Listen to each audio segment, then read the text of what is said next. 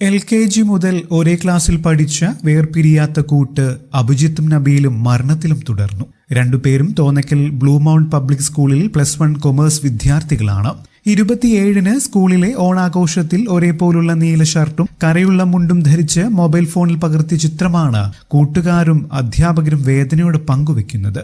നബീൽ സ്കൂളിലെ sports captain കൂടിയാണ്. ഓണപരീക്ഷയും ഓണാഘോഷവും കഴിഞ്ഞ് സ്കൂൾ അടച്ചതിനെ തുടർന്ന് ബീച്ച് കാണാനാണ് കൂട്ടുകാരായ 5 അംഗ സംഘം ഞായറാഴ്ച സൈക്കിളിൽ പുത്തൻതോപ്പ് കടപ്പുറത്തെത്തിയതും കടലിൽ ഇറങ്ങി അപകടത്തിൽപ്പെടുന്നതും. നബീലിന്റെ ഗൾഫിൽ ജോലി ചെയ്യുന്ന പിതാവ് ഷാനവാസ് നാട്ടിലെത്തിയിരുന്നു.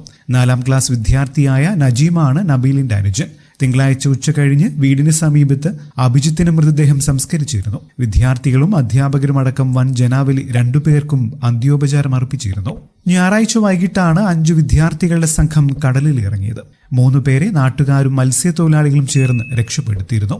കൂടുതൽ വാർത്തകൾക്കും വിശേഷങ്ങൾക്കുമായി ഈ ചാനൽ സബ്സ്ക്രൈബ് ചെയ്യാൻ മറക്കല്ലേ. നന്ദി.